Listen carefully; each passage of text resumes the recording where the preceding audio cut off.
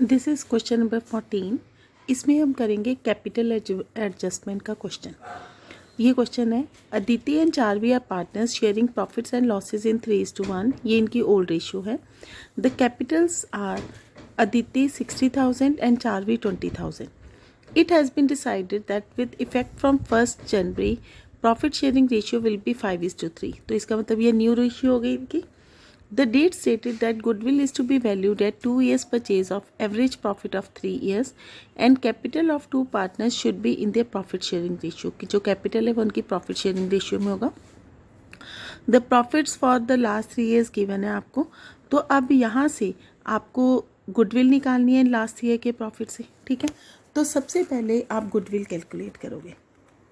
goodwill है आपकी average profit of 3 years, average profit of 3 years multiply number of years purchase, ठीक है। ये आपका फॉर्मूला है इसका, नंबर ऑफ ईयर्स परचेज। तो एवरेज प्रॉफिट ऑफ 3 years पहले कैलकुलेट करोगे।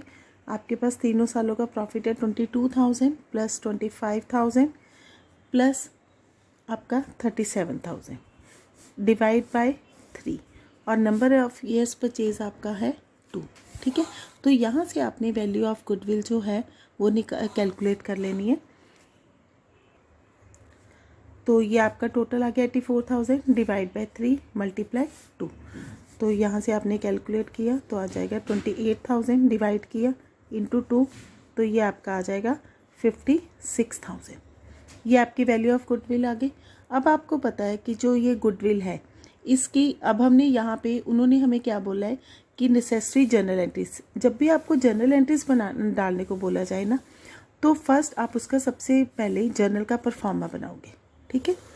जर्नल का pro forma that is like this, ठीक है।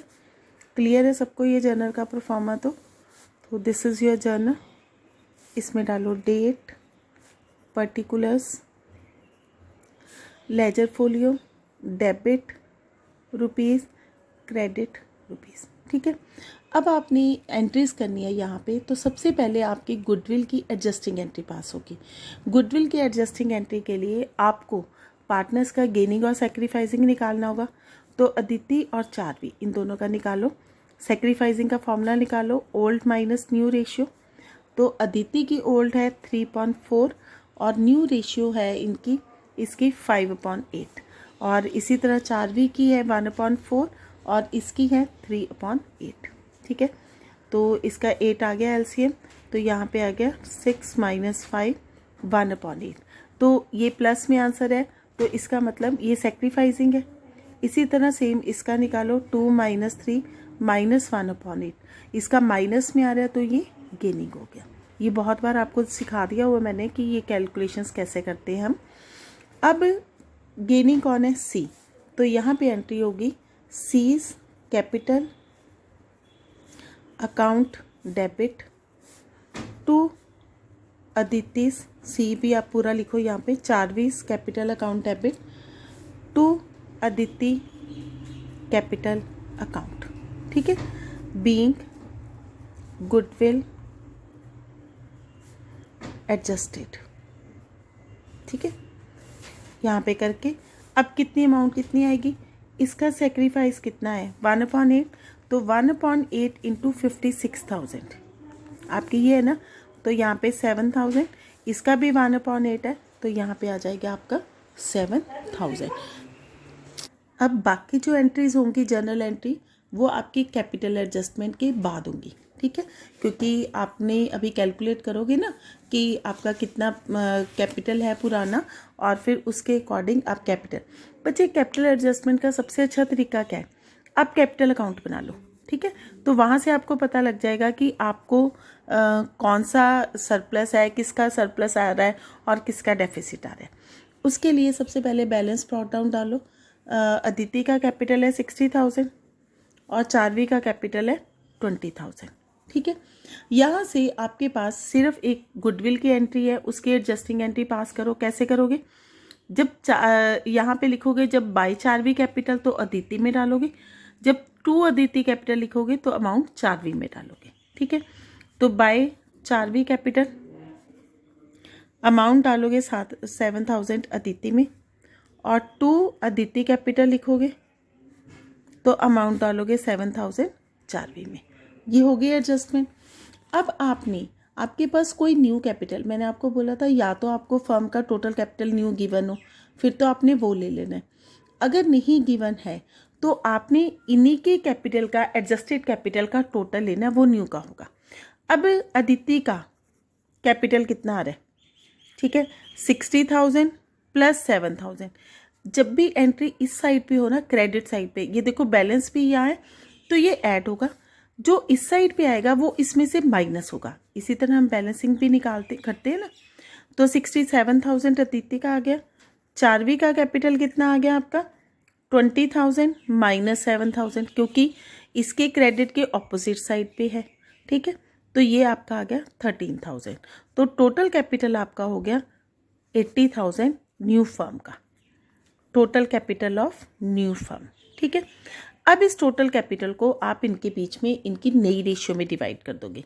तो अदिति का शेयर आएगा कैपिटल में 80,000, उसका 5:3 रेशियो है ना इनकी, तो इसका 5/8 आएगा, दैट विल बी 50,000। और चारवी का आएगा 80,000 इंटू 3/8, दैट विल बी 30,000, ठीक है। अब अदिति का पुराना कैपिटल कितना है, 67,000 एडजस्टेड कैपिटल, और इसका न्यू कैपिटल कितना है, 50,000। कम है ना, तो 67,000 में से जब माइनस किया आपने 50,000 तो अदिति का सरप्लस आया, क्योंकि इसका न्यू कम है, ठीक है। जब ओल्ड जो है that is less than new, ठीक है, तो आपका डेफिसिट होगा, और जब ओल्ड जो है that is greater than new तो आपका सरप्लस होगा। तो इसका ओल्ड ज़्यादा है और न्यू कम है, तो इसका सरप्लस आया 17,000, ठीक है। तो इसका मतलब इसको हमें कैश पे करना है, तो यहाँ पे लिखोगे टू कैश अकाउंट और अदिति को 17,000 पे कर दोगे, ठीक है। अब इसी तरह इसका चारवी का देखो, तो चारवी का ओल्ड कैपिटल है 13,000 और न्यू कैपिटल है 30,000।